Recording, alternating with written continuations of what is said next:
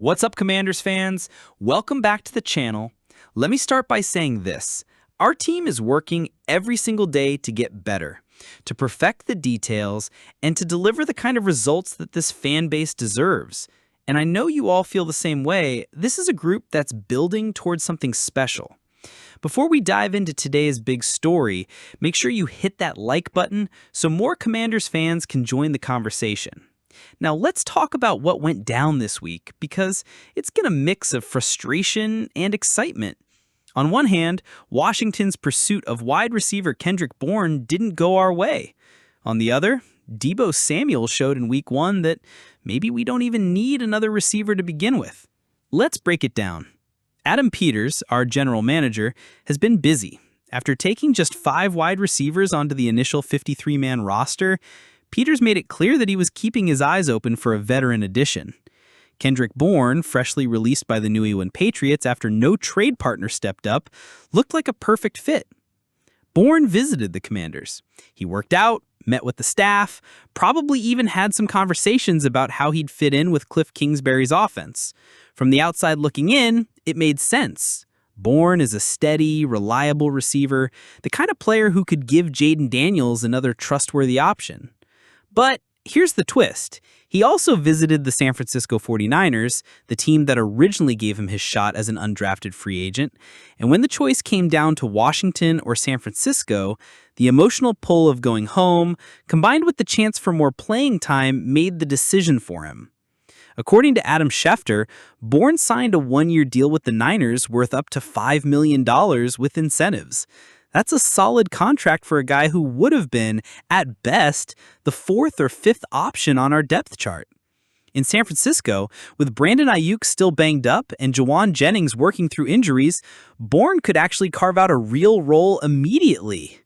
So while it stings that Washington missed out, it's not exactly a devastating loss. Peters took a shot, and sometimes the timing just doesn't work out. Now, here's where we flip the script. Yes, Bourne would have been a nice addition, but the Commanders don't necessarily need him. Look at our current group. Terry McLaurin, the heartbeat of the receiver room, a guy who's put up over 1,000 yards year after year, even when QB play was shaky. Deebo Samuel Sr., the brand new weapon, and boy did he announce himself in week 1. Noah Brown, a physical presence who knows how to block and grind out tough catches. Jalen Lane, the rookie, still finding his footing but with plenty of upside. Luke McCaffrey, a versatile piece who can move all over the formation. That's not exactly a thin group. Add in Zach Ertz at tight end and Austin Eckler out of the backfield, and Daniels has no shortage of weapons. So maybe Peters didn't land Bourne. Maybe he doesn't need to. If you watched Sunday's 21-6 win over the Giants, you know what I'm about to say. Deebo Samuel looks like the missing piece this offense has been searching for. In his debut, Samuel caught 7 passes for 77 yards, averaging more than 11 yards per catch. He was targeted 10 times, the most of any receiver on the roster. And then came the highlight of the night, that reverse sweep handoff from Jayden Daniels, where Samuel turned the corner, kicked into gear, and crossed the goal line for his first Commanders touchdown. That play wasn't just 6 points, it was a statement, a reminder of exactly why Adam Peters made the move to bring him here. This is what Deebo does. He's not just a receiver, he's a playmaker. He forces defenses to account for him on every single snap. And let's not forget, this is only week 1. After the game, head coach Dan Quinn couldn't hide his excitement about Deebo's debut. He called the touchdown quintessential Deebo, the kind of play that Commanders fans had watched him pull off so many times in San Francisco. He said, yeah, he's a lot of fun to coach too. He plays aggressive and downhill. That was quintessential him. We've seen that movie, we know what it looks like, and now we've got it in our offense. That's the kind of energy Deebo brings. Not just production, but identity. He plays with an edge, with a physicality that lifts the entire offense. Here's the part that makes me the most excited. Deebo isn't just dangerous himself. He makes everyone around him better. Think about Terry McLaurin. For years, defenses rolled coverages towards him because they didn't fear anyone else. Now, if you double Terry, you leave Deebo in single coverage.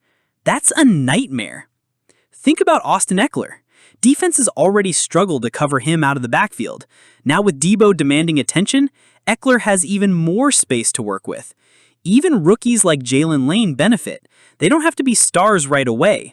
They can grow into their roles while defenses focus on stopping the two-headed monster of McLaurin and Samuel.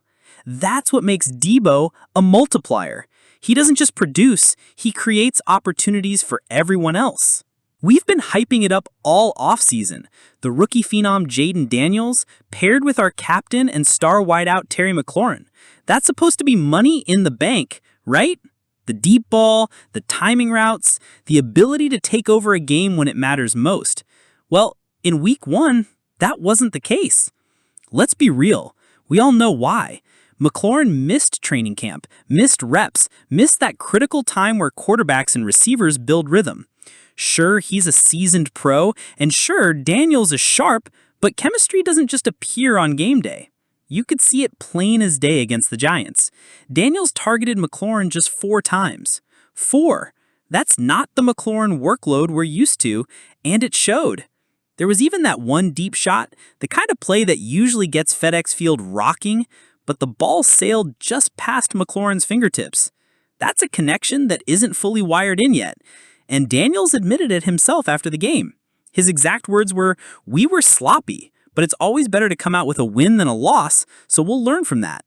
There's always first game jitters or whatever. You know you're not going to be at your peak form in week 1, and you don't want to, but there's little stuff that we got to clean up and be more attentive on. That's accountability. That's leadership.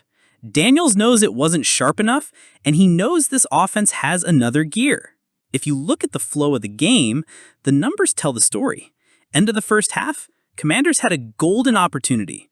Final drive stalls out at the Giants' 4-yard line. That's points left on the board. Then coming out of halftime, what happens? 3 straight punts. That's not what you want to see from an offense that's supposed to be explosive. The Commanders sat on 14 points for way too long, and honestly, if not for Debo Samuel's heroics, things could have gotten dicey. Samuel's end-around touchdown run was the spark this team needed, and it was a reminder of why Adam Peters pulled the trigger on that blockbuster trade in the offseason.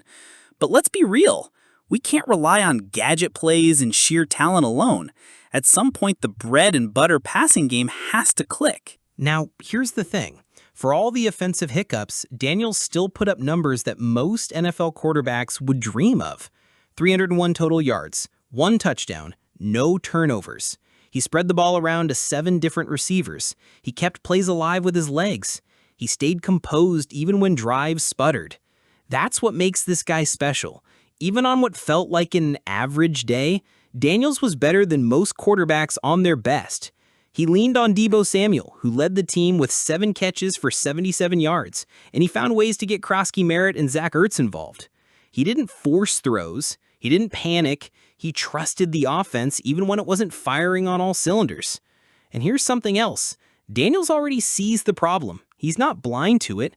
He knows the chemistry with McLaurin has to come back fast. And with a short week ahead, heading to Green Bay on Thursday night, the challenge is right in front of them. This is where great quarterbacks show their greatness, not just in highlight plays, but in building those connections, in ironing out the details, in finding ways to elevate everyone around them. Now, Commanders fans, I know what you're thinking. Should we be worried? Should we sound the alarm? Not yet. Week 1 is always a little messy. Timing is off, execution isn't perfect. Remember, football is about rhythm, and rhythm takes reps. Let's not forget, Terry McLaurin is one of the best receivers in the NFL, period. You don't just erase years of consistency and clutch play because of one quiet game. The chemistry will come, and when it does, look out. In the meantime, this offense isn't exactly hurting. We've got Debo Samuel looking like the perfect fit in Washington's scheme. We've got Austin Eckler ready to carve up defenses out of the backfield. We've got Krosky Merritt proving he belongs, and we've got Daniels running the show with poise beyond his years. This is a good problem to have, Commanders fans. Think about it. We're sitting here talking about what went wrong in a game we won by double digits. That's growth. That's progress. Now the focus shifts to Lambeau Field, Thursday night under the lights against the Packers. Short week, road test, national spotlight. This is the kind of game where the Commanders can make a statement.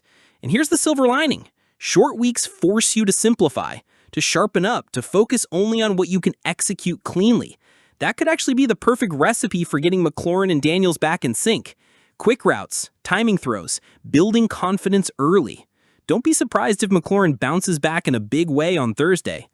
So, what does this all mean moving forward? For Adam Peters, the door isn't closed on adding another receiver. Injuries happen, situations change, and Peters is one of the most aggressive general managers in the league. If another opportunity presents itself, he'll explore it. But after seeing what this offense looked like in Week 1, there's no urgency. Daniels threw for 233 yards, ran for 68 more, and accounted for a touchdown.